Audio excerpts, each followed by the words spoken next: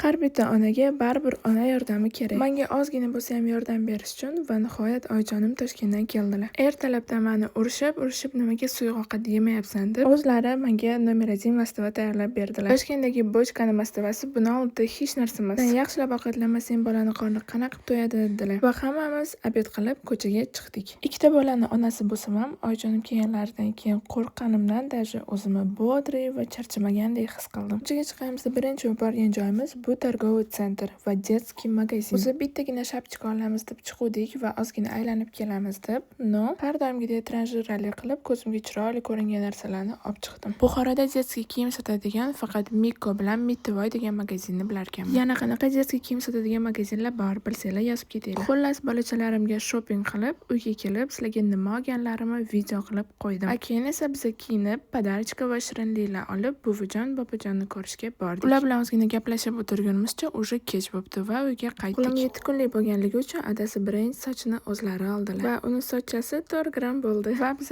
ikkita bolani uxlatib, o'zimiz sho'radona kiyib, qivizi ko'rib o'tirdik.